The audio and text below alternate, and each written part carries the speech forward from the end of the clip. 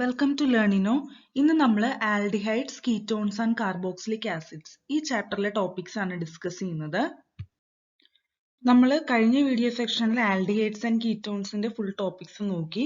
ഇനി നമ്മൾ carboxylic acids ആണ് ഡിസ്കസ് ചെയ്യുന്നത്. ഓക്കെ, അപ്പൊ carbon compounds containing carboxyl functional group COOH അങ്ങനെയുള്ള കാർബൺ കോമ്പൗണ്ട്സിനാണ് നമ്മൾ കാർബോക്സിലിക് ആസിഡ്സ് എന്ന് പറയുന്നത്.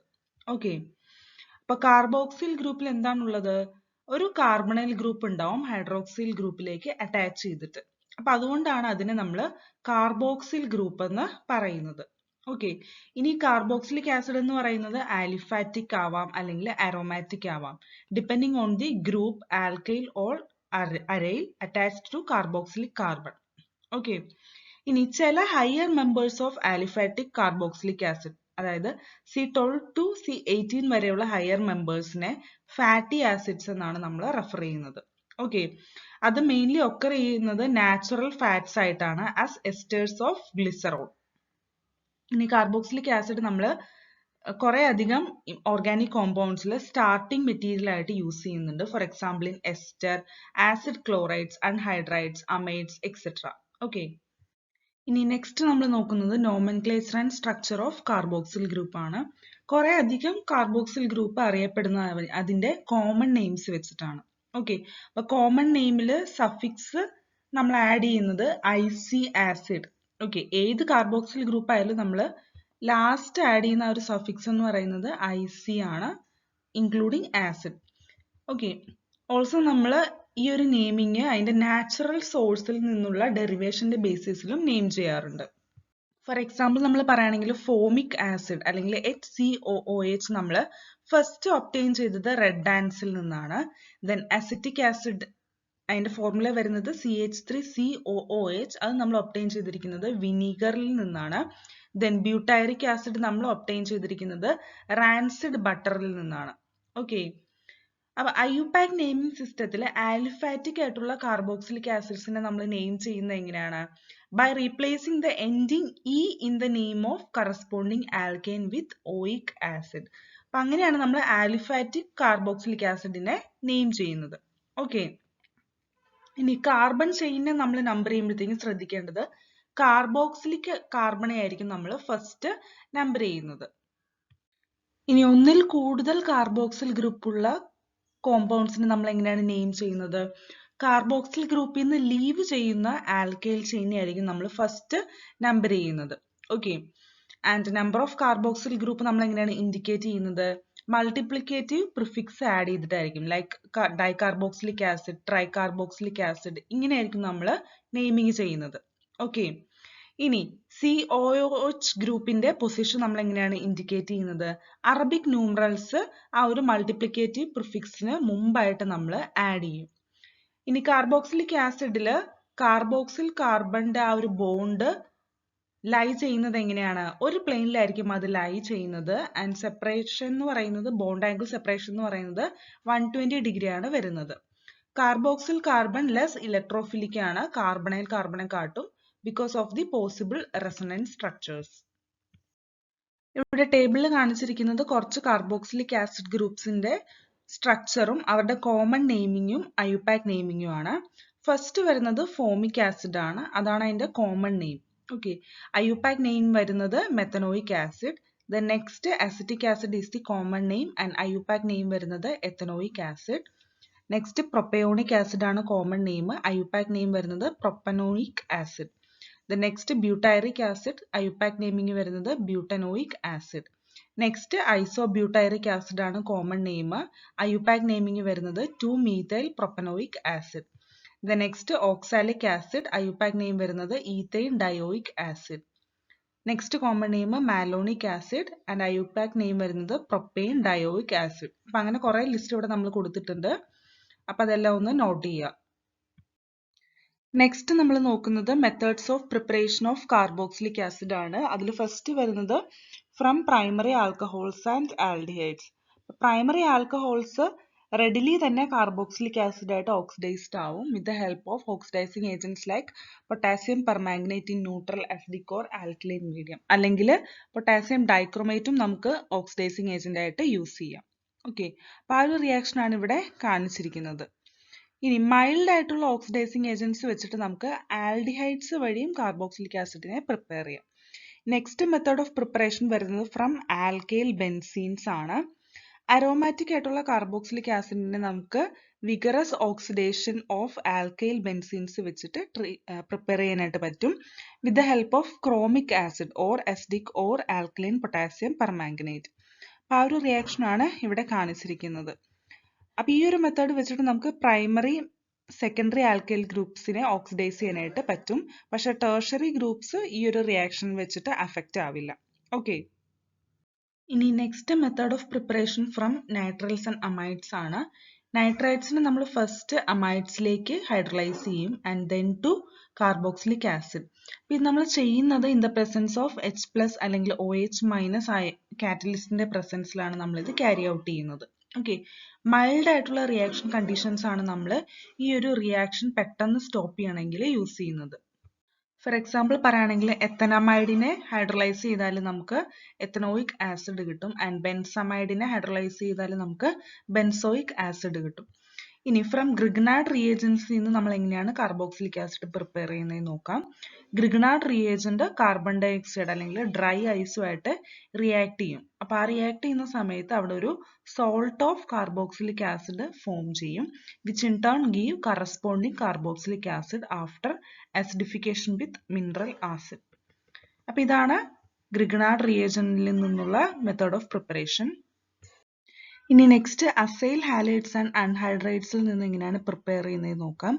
അസൈൽ ക്ലോറൈഡ്സിനെ നമ്മൾ വാട്ടർ വെച്ചിട്ട് ഹൈഡ്രലൈസ് ചെയ്താൽ നമുക്ക് റെഡിലി തന്നെ കാർബോക്സിലിക് ആസിഡ് കിട്ടും. ഇനി അൺഹൈഡ്രൈഡ്സിനെ അതിന്റെ കറസ്പോണ്ടിങ് ആസിഡിലേക്ക് നമ്മൾ ഹൈഡ്രലൈസ് ചെയ്യുന്നതും വാട്ടർ വെച്ചിട്ട് തന്നെയാണ്. ഇനി എസ്റ്റേഴ്സിൽ നിന്ന് എങ്ങനെയാണ് പ്രിപ്പയർ ചെയ്യുന്നത് നോക്കാം.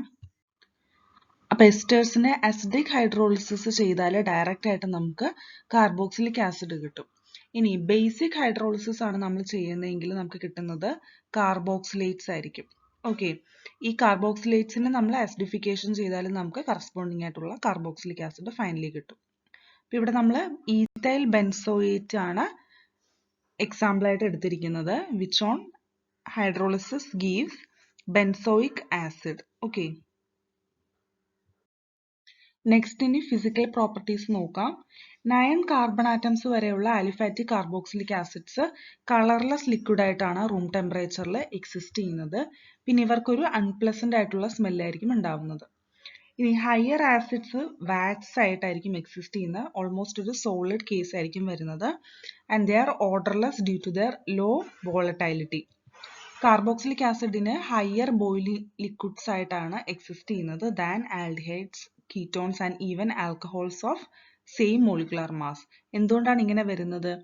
Due to intermolecular hydrogen bonding. നമ്മൾ കാർബോക്സിലിക് ആസിഡ് വേപ്പർ ഫേസിലാണെങ്കിൽ ആ ഒരു ഹൈഡ്രജൻ ബോണ്ടിനെ നമുക്ക് ഒരിക്കലും കംപ്ലീറ്റ് ആയിട്ട് ബ്രേക്ക് ഡൗൺ ചെയ്യാനായിട്ട് സാധിക്കില്ല. ഇനി വേപ്പർ ഫേസിൽ അല്ലെങ്കിൽ ആപ്രോട്ടിക് സോൾവെന്റ്സിലൊക്കെ കാർബോക്സിലിക് ആസിഡ് ഒരു ഡൈമർ ആയിട്ടാണ് എക്സിസ്റ്റ് ചെയ്യുന്നത്.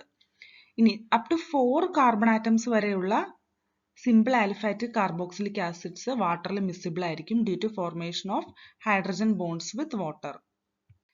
Number of carbon atoms increase ചെയ്യുന്നതനുസരിച്ചിട്ട് സോൾബിലിറ്റി ഡിക്രീസ് ചെയ്യും ആൻഡ് ഹയർ ആയിട്ടുള്ള carboxylic acids partially insoluble in water ആണ് due to increased hydrophobic interaction of hydrocarbon part.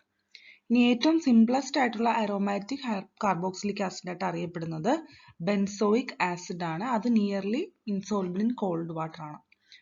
ഇനി carboxylic acids are also soluble in less polar organ solvents like benzene, ether, alcohol, chloroform, etc. Next in here reactions involving cleavage of oxygen hydrogen bond ആണ്. അതിൽ first വരുന്നത് acidity ആണ്.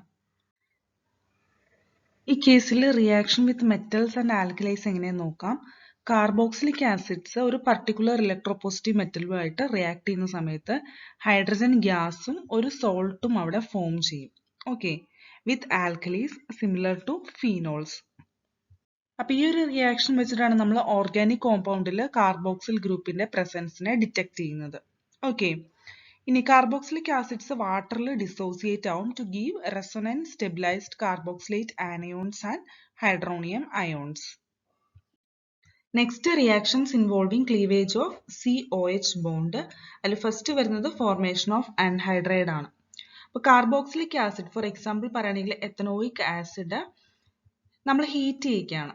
Okay, അത് heat ചെയ്യുന്ന, അതായത് ഒരു mineral acid such as H2SO4 അല്ലെങ്കിൽ P2O5 ഒക്കെ വെച്ചിട്ടാണ് നമ്മൾ ഹീറ്റ് ചെയ്യിക്കുന്നത്. അപ്പം അങ്ങനെ ഹീറ്റ് ചെയ്യുന്ന സമയത്ത് ഇവിടെ എത്തനോയിക് ആസിഡ് കറസ്പോണ്ടിങ് ആയിട്ടുള്ള എത്തനോയിക് അൺഹൈഡ്രൈഡ് ആണ് നമുക്ക് ഫോം ചെയ്യുന്നത് ഇവിടെ. ഇനി നെക്സ്റ്റ് എസ്റ്ററിഫിക്കേഷൻ റിയാക്ഷൻ ആണ്. കാർബോക്സിലിക് ആസിഡ്സിനെ നമ്മൾ ആൽക്കഹോൾസ് അല്ലെങ്കിൽ ഫീനോൾസ് യൂസ് ചെയ്തിട്ട് എസ്റ്ററിഫിക്കേഷൻ ചെയ്യുന്നു. In the presence of catalyst like HCl gas or concentrated H2SO4. ഇനി next reaction with PCl3, PSCl5 and SOCl2 ആണ്. ഇവിടെ കാർബോക്സിൽ ആസിഡിന്റെ ഹൈഡ്രോക്സിൽ ഗ്രൂപ്പ് ആൽക്കഹോൾ ആയിട്ടാണ് ഈ ഒരു ടൈം ഓഫ് റിയാക്ഷനിൽ ബിഹേവ് ചെയ്യുന്നത്. ആൻഡ് ആ ഒരു ഹൈഡ്രോക്സിൽ ഗ്രൂപ്പിനെ ഈസിയർ ആയിട്ട് ക്ലോറിൻ ആറ്റം റീപ്ലേസ് ചെയ്യുന്നു നമ്മൾ PCl5, PCl3 അല്ലെങ്കിൽ SOCl2 ഒക്കെ വെച്ചിട്ട് ട്രീറ്റ് ചെയ്യുന്ന സമയത്ത്.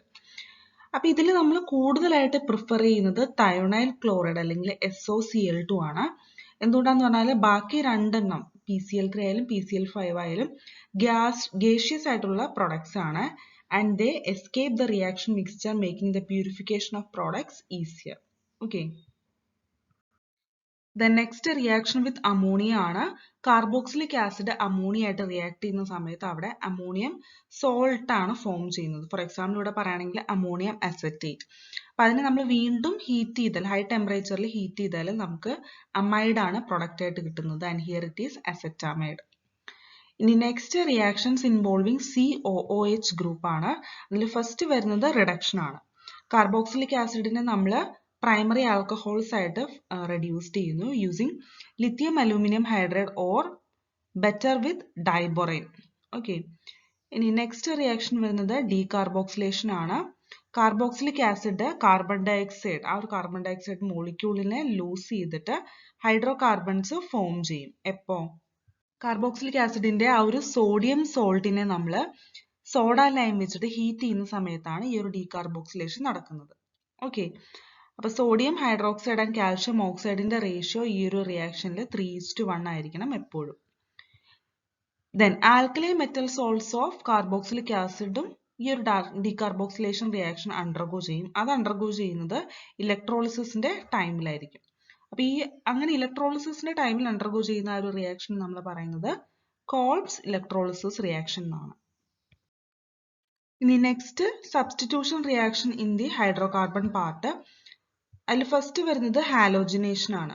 ഓക്കെ, അപ്പൊ കാർബോക്സിലിക് ആസിഡിന്റെ ആ ഒരു ഹാലോജിനേഷൻ പ്രോസസ്സിനെ നമ്മൾ പറയുന്നത്, ആ ഒരു റിയാക്ഷനെ നമ്മൾ പറയുന്നത് ഹെൽ വോൾഹാഡ് സെലൻസ്കി റിയാക്ഷൻ എന്നാണ് നമ്മൾ പറയുന്നത്. ഓക്കെ, അതായത് ആൽഫ ഹൈഡ്രജൻ ഉള്ള കാർബോക്സിലിക് ആസിഡ് ആയിരിക്കും ഈ ഒരു ഹാലോജിനേഷൻ അണ്ടർഗോ ചെയ്യുന്നത്.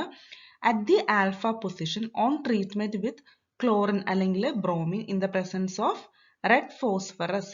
അവിടെ നമുക്ക് കിട്ടുന്ന പ്രൊഡക്റ്റ് എന്താണ്? ഇവിടെ ആൽഫ ഹാലോ കാർബോക്സിലിക് ആസിഡ് ആണ് നമുക്ക് ഈ ഒരു റിയാക്ഷനിൽ പ്രൊഡക്റ്റ് ആയിട്ട് കിട്ടുന്നത്.